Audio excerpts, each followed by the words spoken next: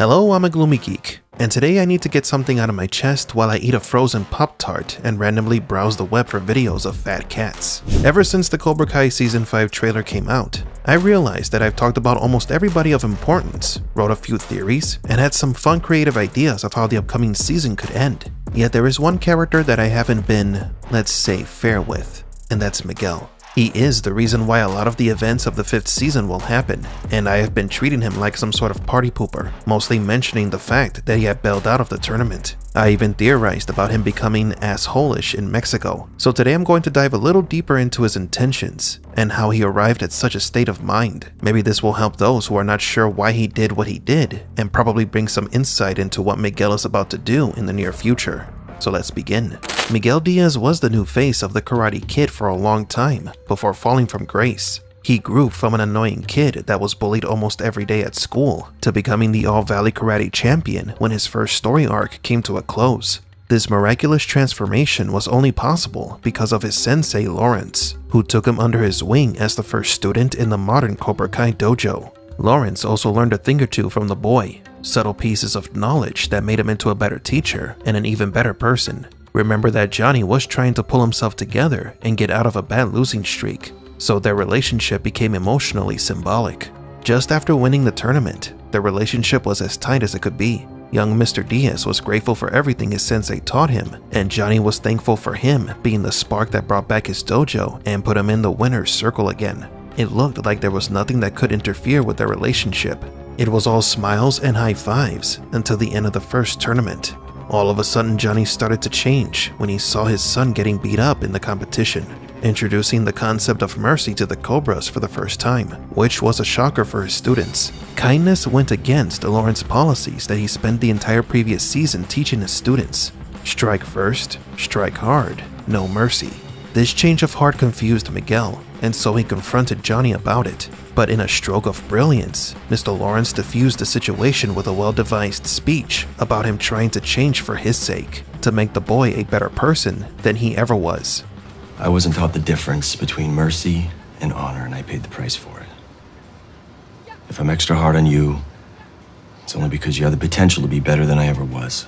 Johnny's little pep talk may have sorted things out for a bit, but I'm sure Miggy still had his doubts. Why all of a sudden did his trusted sensei change his way of teaching? And why was he so adamant about using the bouts he and Hawk had against Robbie as an example? Regardless of how good Johnny made him feel with his pretext, the seed of suspicion was planted, and it was just a matter of time until things got worse. Johnny thought that he had successfully kept his personal life a secret, but he dropped the ball when he left old family photos and memories lying around his apartment, and where the person who would be most affected by them could easily see them.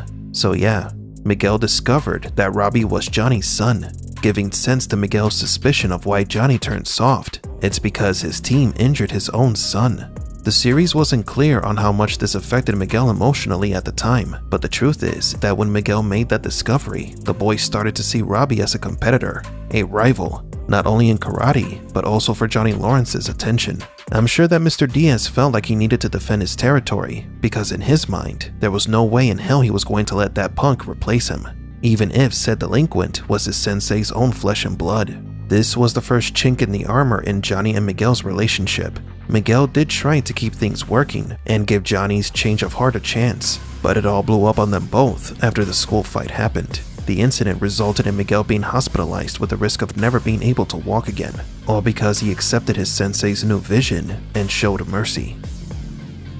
Did what you taught me? I showed mercy? Why did this happen to me? Afterward, Miguel was disappointed in his sensei, but Johnny is not giving up, and after brute forcing it like he always does, he mends their relationship by helping the boy recover little by little, getting him back into shape, though it was not always pretty. Shake a leg. I can't. You can if you want it. No, it's all that I want! Then focus! Tell your brain to tell your legs to get their asses moving. After Miguel recovered, things looked as if they were back on track. Eagle Fang was slowly taking shape, and Johnny even found a new sense of camaraderie with his old rival Daniel after they fought Kreese at the Cobra Kai dojo. Miguel now had every reason to be proud of his sensei, and once again the master and student bond seemed to be unbreakable. That's until things started to go down the poop drain again, when the Miyagi-Do and Eagle Fang merger turns sour after Johnny gets jealous of Daniel for teaching Miguel. Oh, so now you know what's best for Miguel. I'm just saying. You know what your problem is? You think one win by 1 point 30 years ago makes you better than me. Johnny. Understand that Miguel is growing up, and after seeing what Miyagi-Do has to offer, he wants to learn what he can from Daniel to complement his skills and knowledge. But Johnny starts to act petty and gets in the way of Miguel learning from the Miyagi-Do master. The man goes as far as to challenge Daniel to a final match. It was like pouring acid on the students, especially Miguel and Sam. The kids just didn't want their dojos to split up. As the final match goes on, you can see on the students' faces how disgusted they were, particularly Miguel, who had a bitter and sad expression on his face. Sometime after the dojos parted ways, Miguel received an emotional beating comparable to the ass beat Johnny received, courtesy of Silver when he baited him to the vintage Cobra Kai dojo. First, Miguel discovers that his mother and Johnny were romantically involved, making things awkward. Then on top of that, he didn't have a good time at the prom after party, to say the least. This is when the boy desperately needed a father the most, because he is feeling lost. But what does he find? A drunk and beaten up Johnny, who not only failed to rise to the occasion and be Mickey's rock, but mistook him for Robbie in his drunken stupor and completely breaking the boy's heart. I love you too, Robbie.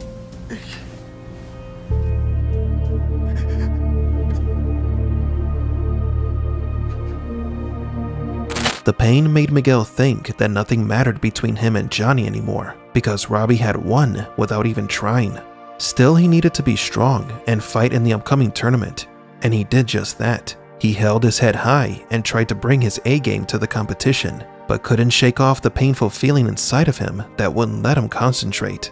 To make things worse, Johnny was oblivious to what was happening with Miguel, as in he forgot what he said when he was drunk. First, Johnny thought that Miguel was just uneasy because he had problems with Sam. Then the man had the gall to try and coax Miguel into fighting in the semis, even though he was injured.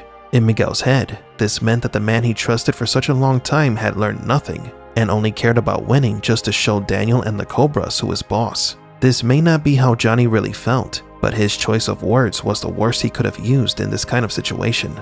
It was the straw that broke the camel's back. After this, Miguel lost his edge and was convinced that he had to search for his real dad to find himself, or at the very least get some closure. This is why I think that Miguel will have a positive and hopeful outlook while in Mexico City. That is, at least until the first thug throws the first punch.